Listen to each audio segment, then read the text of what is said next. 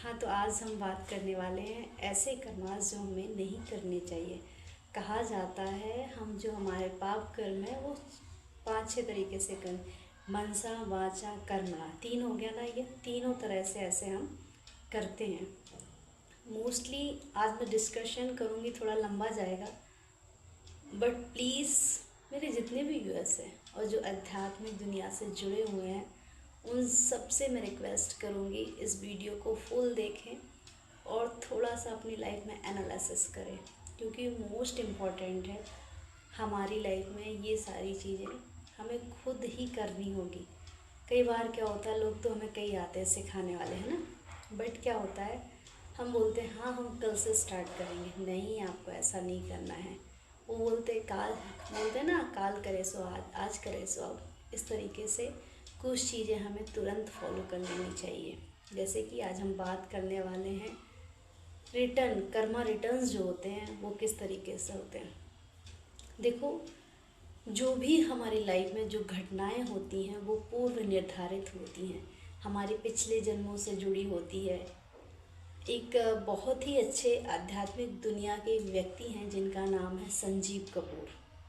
वो वाले संजीव कपूर नहीं जो खाना बनाते हैं, शेफ, वो नहीं, वो उनका अलग ही वो है। आध्यात्मिक दुनिया से जुड़े बहुत अच्छे व्यक्ति हैं वो। तो आज मैं बात करने वाली हूँ उन्हीं से थोड़ी रिलेटेड, और उन्होंने जो सिखाया वो मैं आपको बताऊँगी। कई बार क्या होता है ना, हमारे साथ कुछ भी बुरा होता है तो हम क्या करते हैं, सामने वाले को एक बदवा टाइप में ऐसे देने लगते हैं कि तूने मेरे साथ ऐसा किया है तो तुम्हारे साथ भी ऐसा होगा। ऐसे करके बोलते हैं ना, सडनली अंदर से ऐसे आवाज़ आती है कि तुमने मेरे साथ गलत किया है तो तुम्हारे साथ भी गलत ही होने वाला है और होगा। हम सडनली ऐसे बोलते हैं क्योंकि हमारे अंदर की जो सहन शक्ति है वो खो गई होती है, हमें पता ही नहीं होता है कि क्या जीवन में है। आपको नहीं पता है, आपने भी उस व्यक्ति का कुछ पिछले टाइम में किया होगा तो वो प्रेजेंट टाइम में आपको मिल रहा है, बट हमको ऐसा नहीं करना है। पता है, मोस्ट मतलब बहुत सारी चीज़ें हैं, बट मैं इसी टॉपिक पे बात करूँगी आपसे। तो मैंने अभी तक देखा है आपकी लाइफ में जितने भी लोग आते हैं ना, वो कार्मिक रिलेशन होते हैं, आपको कुछ सिखा के जाते हैं। किसी ने आपके साथ कुछ बहुत अच्छा करा और वो सडनली आपकी लाइफ में से चला गया तो आपको इतना अच्छा फील होता है, यार वो व्यक्ति कितना अच्छा था, यार वैसा व्यक्ति कभी नहीं मिल सकता। और ऐसे ही हमारी लाइफ में कुछ बुरे लोग आते हैं जो आपका कुछ बुरा करके चले जाते हैं, तो हम उसको बदवा देते हैं, यार इसने मेरे साथ ऐसे किया था तो उसके साथ भी ऐसा होगा। और जब उसके साथ हो रहा होता है तो हम बड़े खुश होते हैं, होते कि नहीं होते, कि यार देखो वो फल मिल गया। नहीं, यही जब आपके मन में ये विचार आने लगे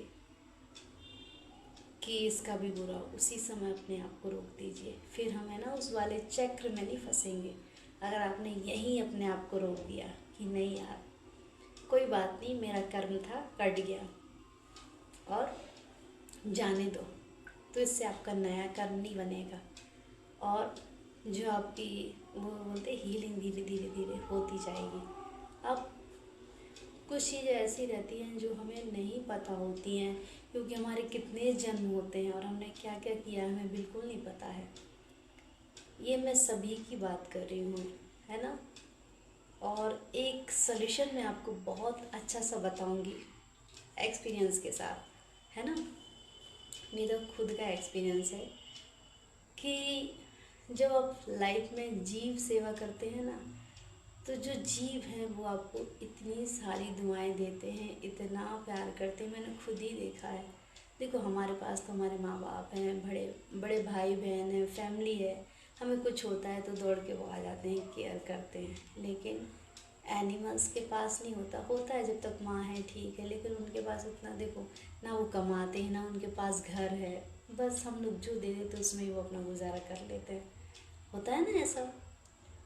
जब हम किसी पर जीव की सेवा करते हैं ना तो वो हमें इतनी अच्छी दुआएं देता है और आपकी लाइफ इतनी अच्छी हो जाती है ना। तो मैं आप सभी से रिक्वेस्ट करूँगी, आप सभी एनिमल्स की सेवा कीजिए।